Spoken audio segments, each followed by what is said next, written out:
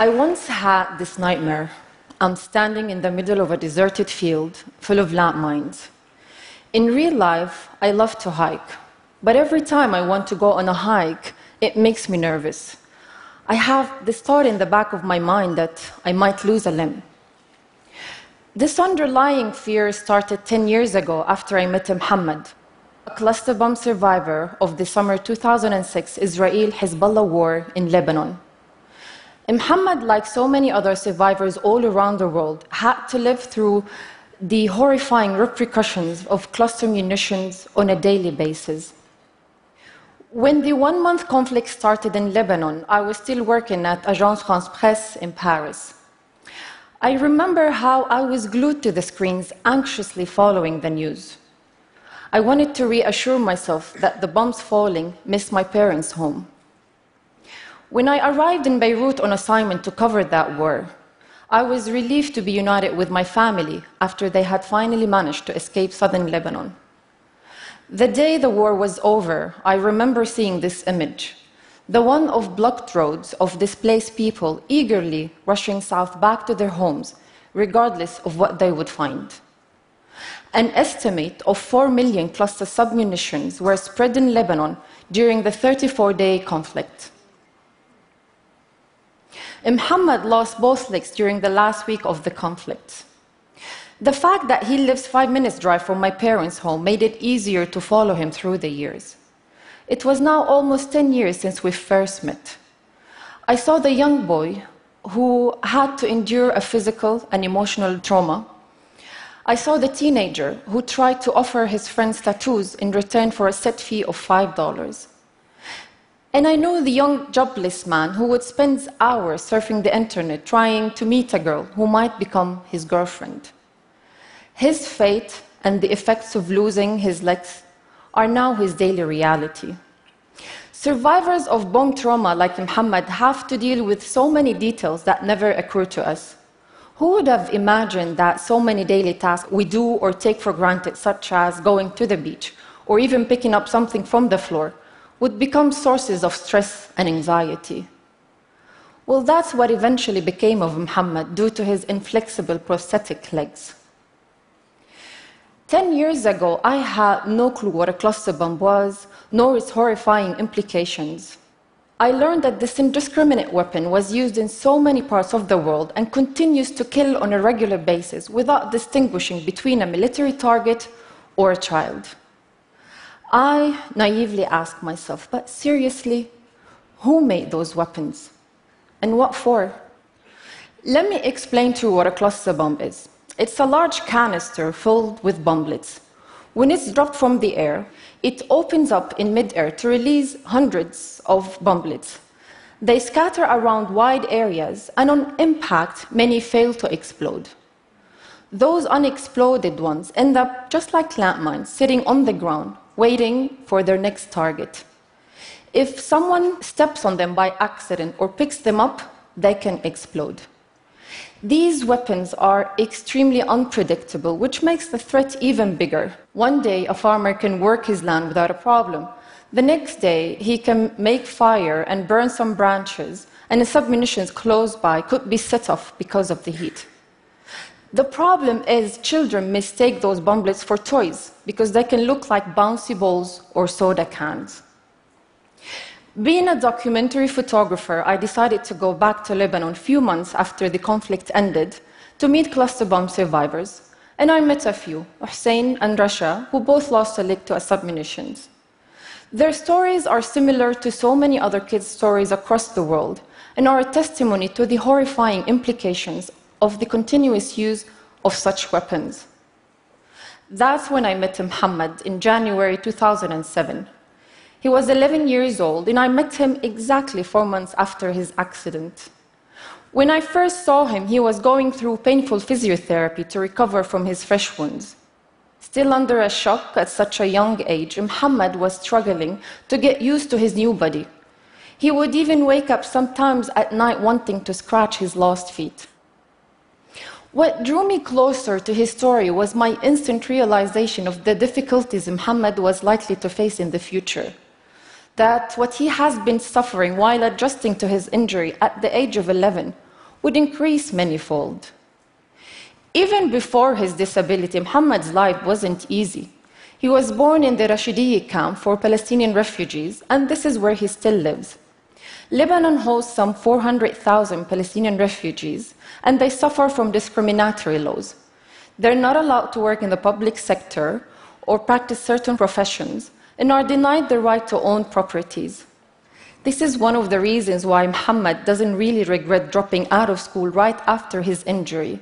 He said, "What's the point of a university degree when I can't find a job to start with?" Cluster bombs use create a vicious circle of impact on communities and not only on the lives of their victims.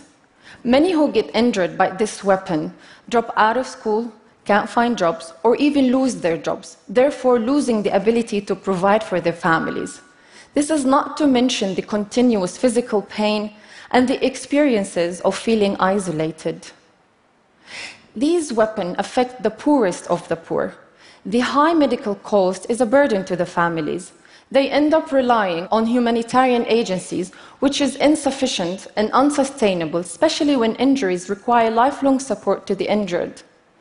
10 years after Muhammad's injury, he is still unable to afford proper prosthetic legs. He is very cautious with his steps, as a couple of falls over the years brought him embarrassment amongst his friends. He joked that since he doesn't have legs, some days he tries to walk on his hands. One of the worst yet invisible impacts of the weapon is the psychological scars it leaves. In one of Muhammad's early medical reports, he was diagnosed with signs of PTSD. He suffered from anxiety, poor appetite, sleep disturbance, and showed signs of anger.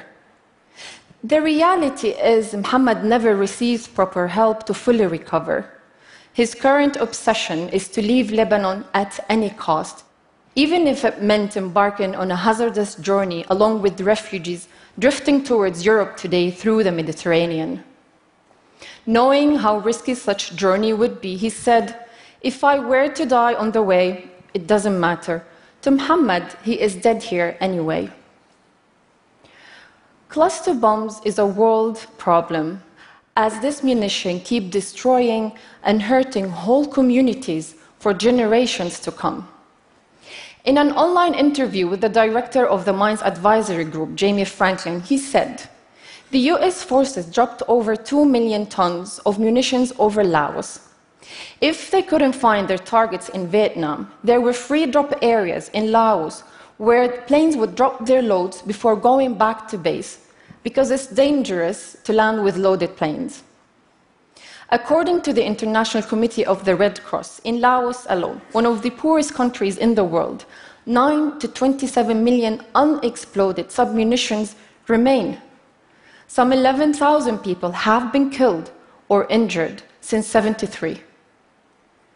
This lethal weapon has been used by over 20 states during armed conflicts in over 35 countries, such as Ukraine, Iraq, and Sudan. So far, 119 states have joined an international treaty banning cluster bombs, which is officially called the Convention on Cluster Munitions.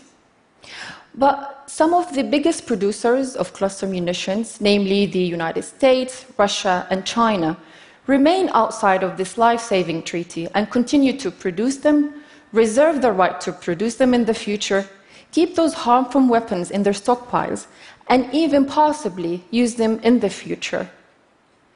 Cluster bombs have reportedly been used most recently in the ongoing conflicts in Yemen and Syria. According to a research on the worldwide investments in cluster munitions producers by PAX, a Dutch-based NGO, financial institutions invested billions of US dollars into companies that makes cluster munitions. The majority of these institutions are based in countries that have not yet signed the Convention on Cluster Munitions. Getting back to Muhammad, in one of the few jobs he was able to find was picking lemons. When I asked him if it's safe to work in the field, he said, "I'm not sure." Research shows that cluster munitions often contaminate areas where agriculture is the main source of income. According to Handicap International research, 98% of those killed or injured by cluster munitions are civilians. 84% of casualties are males. In countries when these people have no choice but to work on those fields, they simply do it and risk it. Muhammad is the only male to 3 sisters. Culturally, he is expected to provide for his family, but he simply can't. He tried to have so many different jobs, but he couldn't keep any due to his physical disability and the less than friendly environment to people with disabilities, to say the least. It hurts him a lot when he goes out looking for a job and he's turned with a small amount of money paid to him out of pity. He said, "I'm not here to beg for money, I just want to earn it." Muhammad today is 21 years old. He's illiterate and he communicates with voice messages. Here is one of his messages. حلمي أركض عن جد حلمي أركض ومتأكد يمكن إذا بركض ما عادش بوقف. He said, "My dream is to run, and I'm pretty sure once I start running, I would never stop." Thank you.